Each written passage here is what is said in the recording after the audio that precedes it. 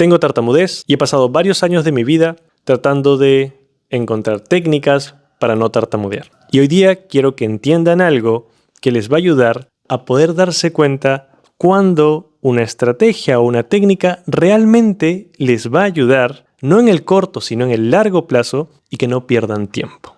Desde pequeño me llevaron a varias terapias, donde aprendía formas de manejar mi tartamudeo. Recuerdo que a los 9 años yo hacía ciertos gestos cuando tartamudeaba, como un gesto donde movía la cabeza, cerraba los ojos. Y en terapia, mi terapeuta me enseñó a darle clic al lapicero cada vez que sentía que iba a tartamudear y que eso me ayudaría a hablar más fluido. Y recuerdo que por un momento empecé a sentir que realmente eso me ayudaba. Y en vez de hacer estos gestos que hacía, apretaba el botón del lapicero y sentía mayor control.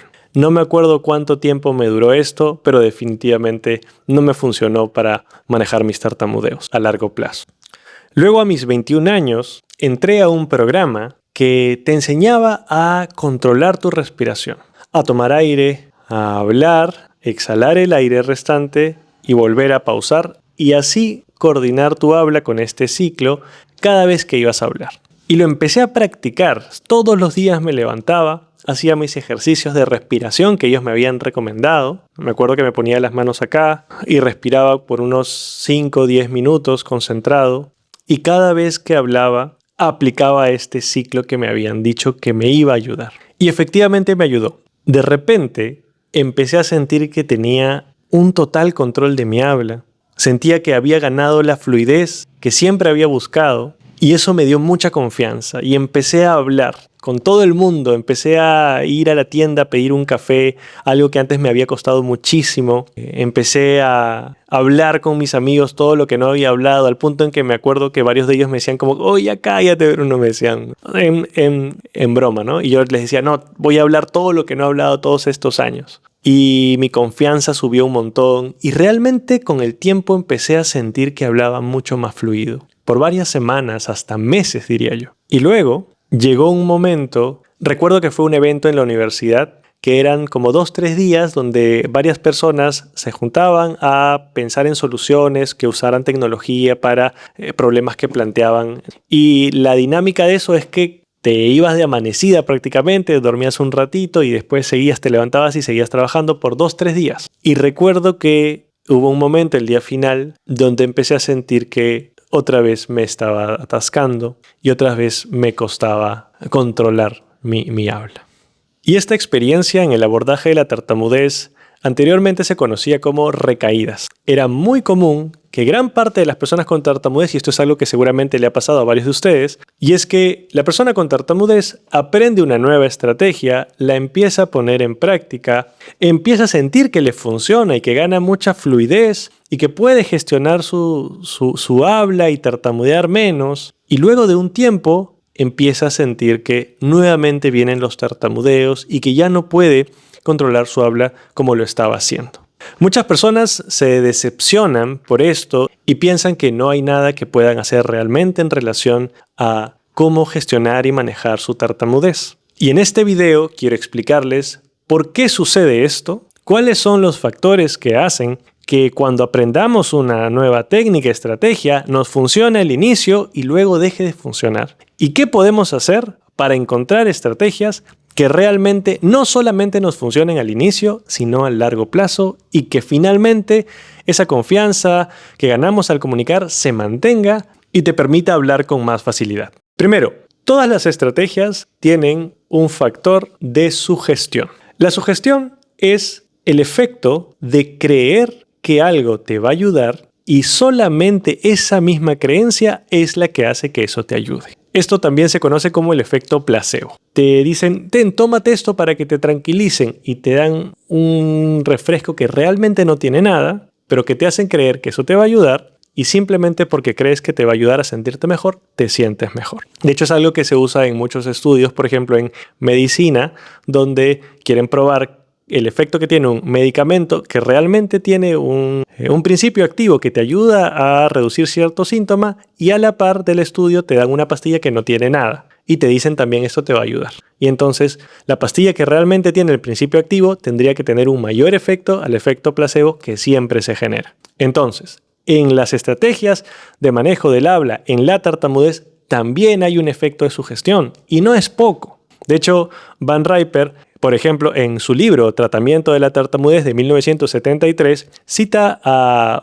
otro investigador que, si no me equivoco, se llama Blanton, donde él justamente explica cómo hizo un experimento donde le dijo a un grupo de jóvenes con tartamudez que la tartamudez se generaba por factores relacionados con el nervio vago y la tensión en los músculos glosofaríngeos, y que con ejercicios donde tenían que acariciarse detrás de la oreja hasta el cuello y por esta parte, podían hacer que la tartamudez se reduzca. Y efectivamente, el grupo de personas con tartamudez empezó a hacer estos ejercicios diariamente y hubo un grupo de personas que sintieron que mejoraron. El factor de sugestión no es que sea algo malo. De hecho, te dice la capacidad que tiene el cerebro de generar efectos incluso en nuestro cuerpo con la sola creencia. El problema es cuando la estrategia no tiene nada para sustentar que realmente te ayude, y cuando el efecto placebo, cuando este factor de sugestión desaparece, porque en algún momento la estrategia deja de funcionar, la persona deja de creer que le ayuda y entonces ya no le ayuda. Ahora, ¿por qué sucede esto? La explicación sencilla es que el propio organismo, el propio cerebro, tiene la capacidad de, por la sola creencia, influir en cómo se desarrollan los procesos y resolver lo que se pueda resolver.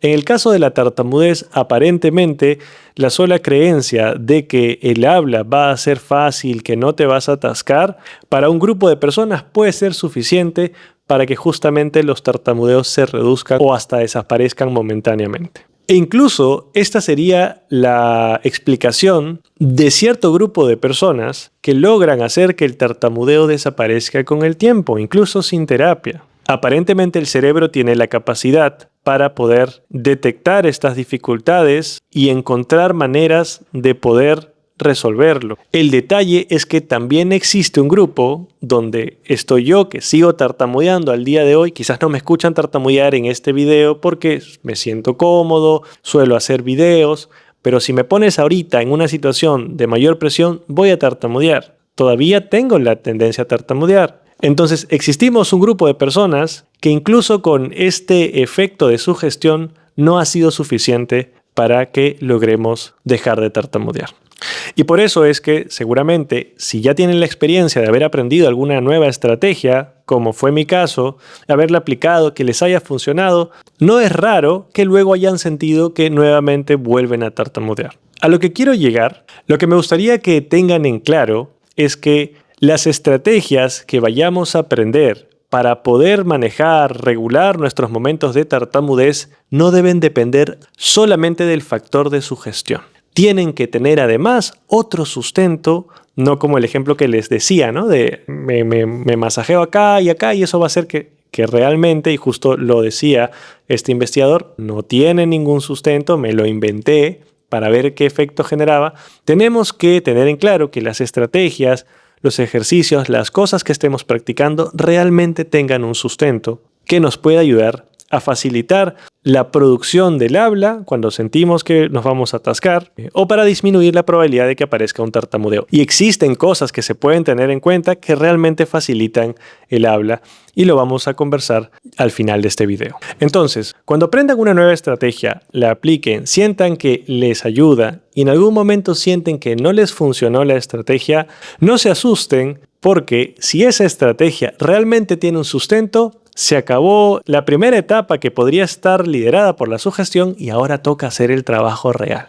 Y si esa estrategia no tiene un sustento, bueno, tenemos que buscar otra. Es por eso que les recomiendo que cuando aprendan una nueva estrategia o algo que quieran probar para gestionar sus tartamudeos, analicen si existe un sustento detrás que pueda explicar realmente por qué esa estrategia me ayudaría a manejar mis tartamudeos. Por ejemplo, una estrategia que realmente podría tener un sustento de que me va a ayudar sería una estrategia que me ayude a ser consciente de los movimientos que tengo que hacer para producir, para poder articular un sonido y me ayude a facilitar la producción. Por ejemplo, está el inicio suave. Y el inicio suave es una estrategia que te enseña a empezar a producir el sonido muy suavemente con un volumen muy bajo para facilitar la producción del sonido. Esto tiene una correlación física, material. Estás reduciendo la tensión en la musculatura para facilitar la producción del sonido. Que cuando estamos atascándonos o estamos con mayor tensión y más predispuestos a tartamudear,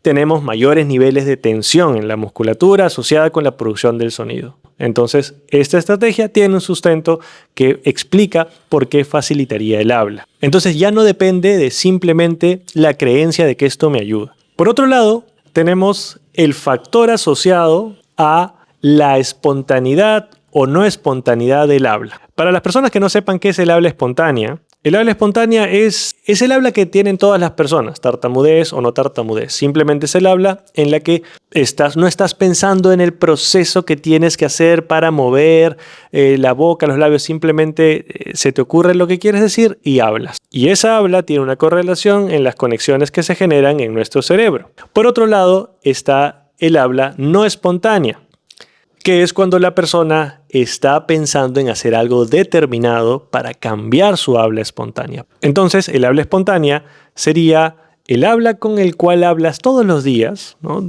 de forma común, y el habla no espontánea sería cuando haces algo, por ejemplo, hablar con un acento extranjero, hablar con un tono más grave, un poco más lento. En las personas con tartamudez se ha visto que cuando pasamos a esta habla controlada, pueden disminuir los tartamudeos o incluso no aparecer.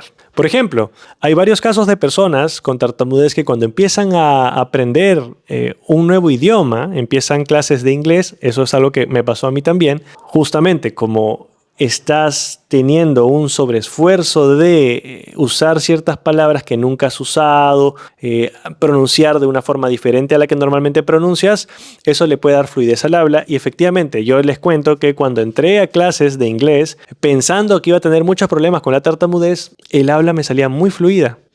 Al punto en que era uno de los que más participaba en clase. Levantaba la mano, leía y me sentía, decía, ¿qué es esto? Entonces no tartamudeo en inglés. Genial. Y les cuento que con el tiempo, de ahí empecé a sentir que también tartamudeaba en inglés. Y una de las explicaciones sería también que cuando uno ya va aprendiendo un nuevo idioma y lo empieza a internalizar, el habla ya empieza a ser más espontánea. Y como en el habla espontánea tenemos la tendencia a generar estos tartamudeos, empiezan a aparecer los tartamudeos que inicialmente no aparecían. Entonces, si la mejora que sentimos en la estrategia que hemos aprendido solamente se basa en que es una estrategia nueva, es una nueva forma de hablar, y justamente lo que hace es cambiar tu habla espontánea a tu habla controlada, pero no tiene un sustento detrás que justifique que realmente te ayuda a producir los sonidos, a salir de un atascamiento, entonces cuando la estrategia deje de ser novedosa y empiece a ser algo más espontáneo, entonces va a dejar de ayudarte y vas a sentir que no sirve para nada. Entonces, ¿qué podemos hacer? Si estás interesado en aprender una estrategia que te ayude a manejar tus tartamudeos, tienes que asegurarte de que tenga un sustento que justifique esa mejoría. Hay 3 factores que tienes que tener en cuenta. Primero, la estrategia tiene que ayudarte en la regulación de la tensión. Normalmente cuando tartamudeamos o cuando tenemos más predisposición a tartamudear es cuando tenemos mayor tensión muscular. La estrategia tiene que ayudarte a reducir esa tensión muscular. Y ojo aquí, no me refiero a que te hagan masajes en la boca, en los labios, que es algo que normalmente hacen los terapeutas que no se han especializado ni actualizado en tartamudez. Era algo que me hacían a mí. Me acuerdo que me hacían masajes acá, porque decían, no, estás muy tenso. No. Lo que tenemos que hacer es ser capaces de identificar la tensión excesiva que podría estar habiendo al intentar producir un sonido y ser capaz de disminuir esa tensión, ¿no? Un ejemplo de esto es el pull out, que es una estrategia que justamente te enseña a identificar dónde estás tensando y ir reduciendo la tensión de forma consciente. Segundo punto, la estrategia tendría que ayudarte a regular la velocidad del habla.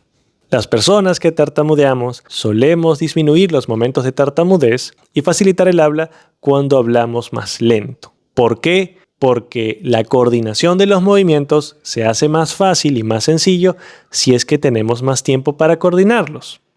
Y el tercer punto es que las estrategias tendrían que ayudarte a desarrollar la propiocepción.